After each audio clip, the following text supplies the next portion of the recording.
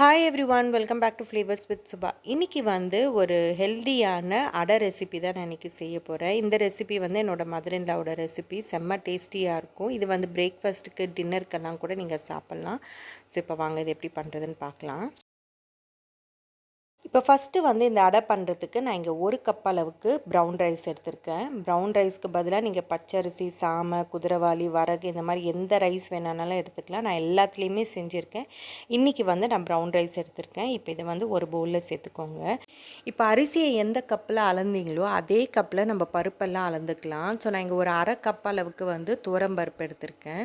அது கூட ஒரு 1/4 கப் அளவுக்கு வந்து கடலைப்பருப்பு எடுத்துக்கோங்க. அதுக்கப்புறம் ஒரு 3 டேபிள் ஸ்பூன் அளவுக்கு பச்சை பயிறு எடுத்துக்கோங்க. பச்சை பயிறு இல்லைன்னா நீங்கள் பாசிப்பயிறு கூட யூஸ் பண்ணிக்கலாம்.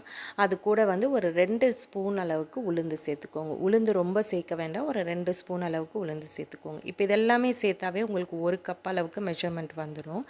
இப்போ இது கூட நான் 1.5 பிடி அளவுக்கு கருப்பு மூக்கடலை எடுத்திருக்கேன். இது வந்து நான் ஆல்ரெடி ஊற வச்சு ஃப்ரீசரில் போட்டு வச்சுருந்தேன். அதனால் நான் இதை வந்து டைரெக்டாக இந்த பருப்போடு சேர்த்துக்கிறேன். ஒருவேளை நீங்கள் ஊற வைக்காத பருப்பாக இருந்ததுன்னா ஒரு 2-3 மணி நேரத்துக்கு முன்னாடியே ஊற வச்சுட்டு இதில் சேர்த்துக்கோங்க. ஸோ இப்போது இதெல்லாமே சேர்த்து ஒரு பவுலில் சேர்த்துக்கோங்க. சேர்த்துட்டு இது ரெண்டுத்தையும் அரிசி இந்த பருப்பு எல்லாத்தையும் வந்து நல்லா 2-3 வாட்டி நல்லா அலசிட்டு தண்ணியில் வந்து ஒரு 3 மணி நேரத்துக்கு ஊற வச்சுக்கோங்க.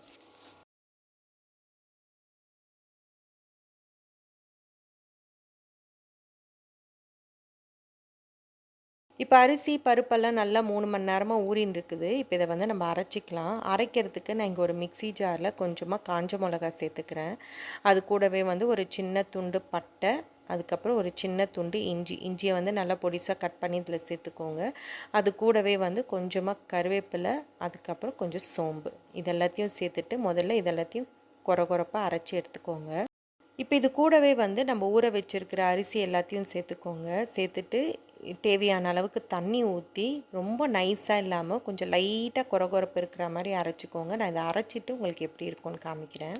இப்போ அரிசி எல்லாத்தையும் அரைச்சி கொண்டு வந்திருக்கேன். இப்போ பார்த்தீங்கன்னா இந்த மாதிரி லைட்டாக கொஞ்சம் கொரகொரப்பாக இருக்கிற மாதிரி அரைச்சிக்கோங்க. ரொம்ப நைஸாக வேண்டாம், ரொம்ப கொரகொரப்பாகவும் வேண்டாம். ஸோ இந்த அளவுக்கு இருக்கிற மாதிரி அரைச்சி எடுத்துக்கோங்க. இப்போ இதை வந்து நம்ம வேறு ஒரு பவுலுக்கு மாற்றி வச்சுக்கலாம். இப்போ அதுலேயே வந்து நம்ம ஊற வச்சுருக்கிற பருப்பு எல்லாத்தையும் சேர்த்துக்கோங்க. பருப்பை வந்து ஒன்றும் பாதியமாக தான் அரைக்கணும். பல்ஸ் மோடில் ஒரு 4-5 வாட்டி பல்ஸ் பண்ணாவே போதும். நான் உங்களுக்கு அரைச்சிட்டு எப்படி இருக்கும்னு காமிக்கிறேன். இப்போ பருப்பு எல்லாத்தையும் அரைச்சி கொண்டு வந்திருக்கேன். இப்போ பார்த்தீங்கன்னாவே தெரியும், ஒன்றும் பாதியமாக தான் அரைச்சிருக்கணும். அப்போ தான் உங்களுக்கு அடை வந்து டேஸ்ட்டு நல்லாயிருக்கும். இப்போ இந்த அளவுக்கு அரைச்சிட்டு இதையும் வந்து நம்ம அரிசி அரைச்சி வச்சுருக்கிற அதே பவுலில் சேர்த்துக்கோங்க. இப்போ மாவு வந்து எல்லாத்தையும் அரைச்சி கொண்டு வந்திருக்கேன். எல்லாத்தையும் ஒரு வாட்டி நல்லா மிக்ஸ் பண்ணிக்கோங்க. இப்போ அடை மாவு வந்து நீங்கள் மொத்தத்தையும் யூஸ் பண்ண போகிறீங்கன்னா உப்பு போட்டு கலந்து வச்சுக்கோங்க. இல்லை நான் கொஞ்சமாக தான் யூஸ் பண்ண போகிறேன் அப்படின்னா எவ்வளோ எடுக்கிறீங்களோ அவ்வளோக்கு மாத்திரம் உப்பு போட்டு எடுத்துக்கோங்க. மிச்சத்தை வந்து அப்படியே மூடி ஃப்ரிட்ஜில் வச்சுட்டிங்கன்னா ஒரு 2-3 நாளைக்கு நீங்கள் வச்சு யூஸ் பண்ணிக்கலாம். இப்போ இந்த மாவோட டெக்ஸ்சர் பார்த்தீங்கன்னா இந்த அளவுக்கு நல்லா கொஞ்சம் கொரப்பாக இருக்கணும். அப்போ தான் வந்து உங்களுக்கு அடை செய்யும்போது ரொம்ப நல்லாயிருக்கும், டேஸ்டியாக இருக்கும். ரொம்ப நைஸாக இருந்ததுன்னா அது நல்லா இருக்காது. ஸோ இந்த அளவுக்கு இருக்கிற மாதிரி அரைச்சி எடுத்துக்கோங்க. இப்போ நான் இங்கே வந்து மொத்த மாவும் யூஸ் பண்ண போகிறதில்ல. அதனால் நான் வேண்டிய அளவுக்கு கொஞ்சமாக ஒரு கிண்ணத்தில் எடுத்திருக்கேன். இப்போ இதில் வந்து கொஞ்சமாக தண்ணி சேர்த்துக்கோங்க. ஏன்னா மாவு வந்து கொஞ்சம் கெட்டியாக இருக்குது.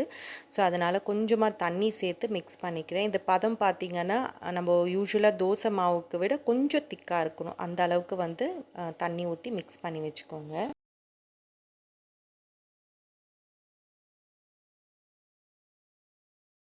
இப்போ நெக்ஸ்ட்டு வந்து தாளிக்கிறதுக்கு நான் இங்கே ஒரு பேனில் கொஞ்சமாக எண்ணெய் சேர்த்துக்கிறேன். எண்ணெய் கொஞ்சம் சூடானவுடனே இதில் வந்து கொஞ்சமாக உளுத்தம்பருப்பு சேர்த்துக்கோங்க. அது கூடவே வந்து கொஞ்சமாக சீரகம் சேர்த்துக்கோங்க. இது ரெண்டும் கொஞ்சம் பொரிஞ்சவனே இதில் வந்து கொஞ்சமாக பெருங்காயம் சேர்த்துக்கோங்க. அதுக்கப்புறம் நல்லா பொடிசாக நறுக்கின வெங்காயம் சேர்த்துக்கோங்க. அது கூடவே வந்து நல்லா பொடிசாக நறுக்கின பச்சை மிளகா, அதுக்கப்புறம் கொஞ்சமாக கருவேப்பிலை, இது எல்லாத்தையும் சேர்த்துட்டு எல்லாத்தையும் நல்லா மிக்ஸ் பண்ணிவிட்டு இப்போ இந்த வெங்காயம் வந்து ஒரு கண்ணாடி பதம் வர வரைக்கும் கொஞ்ச நேரத்துக்கு ஃப்ரை பண்ணிக்கோங்க. இப்போ எல்லாத்தையும் வந்து நல்லா ஃப்ரை பண்ணிவிட்டேன். இப்போ இது எல்லாத்தையும் வந்து மாவில் அப்படியே சேர்த்துக்கோங்க.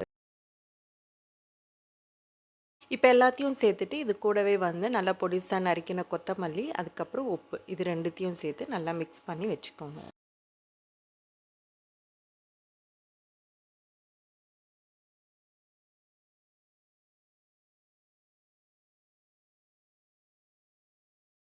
இப்போ நான் இங்கே வந்து தோசைக்கல்ல வந்து லைட்டாக கொஞ்சம் எண்ணெய் வந்து க்ரீஸ் பண்ணிக்கிறேன். பண்ணிவிட்டு இப்போ நம்ம தோசை ஊற்றுற மாதிரி இந்த அடை மாவை வந்து அதில் ஊற்றிக்கோங்க. தோசை ஊற்றுற மாதிரி ரொம்ப தின்னாக ஊற்ற முடியாது. இது வந்து ஓரளவுக்கு தான் வந்து தின்னாக ஊற்ற முடியும்.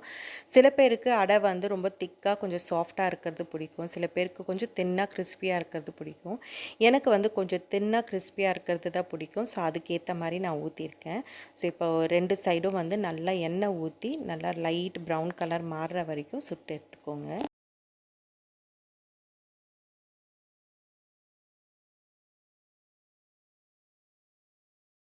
இப்போ எண்ணெய் கொஞ்சம் ஊற்றிட்டு இப்போ மேலே இருக்கிற மாவை வந்து ஒரு தோசை கரண்டியை வச்சு லைட்டாக வந்து ஸ்ப்ரெட் பண்ணிக்கோங்க. நல்லா ஈவனாக ஸ்ப்ரெட் பண்ணிக்கோங்க. அப்போ தான் உங்களுக்கு தோசையை வந்து திருப்பி போடும்போது உங்களுக்கு பின்னாடி சைடும் வந்து நல்லா ஈவனாக குக் ஆகும். ஸோ லைட்டாக வந்து அதை ஸ்ப்ரெட் பண்ணிக்கோங்க.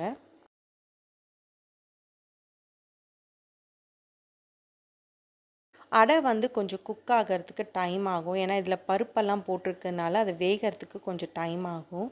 ஸோ பொறுமையாக மீடியம் ஃப்ளேமில் வச்சு 2 சைடும் நல்லா கிறிஸ்பியாக வர மாதிரி ஃப்ரை பண்ணிக்கோங்க. ஆனால் டேஸ்ட் ரொம்ப நல்லாயிருக்கும். ரொம்ப ஹெல்தியான ஒரு ரெசிபி. நான் வந்து யூசுவலாக வீக்லி ஒன்ஸ் ஆர் டுவைஸ் வந்து மார்னிங் பிரேக்ஃபாஸ்ட்க்கோ இல்லை டின்னருக்கோ எங்கள் வீட்டில் கண்டிப்பாக அடை வந்து இருக்கும். ஸோ ரொம்ப ஹெல்தியான ரெசிபி. ஸோ கண்டிப்பாக நீங்கள் வீட்டில் ட்ரை பண்ணி பாருங்கள்.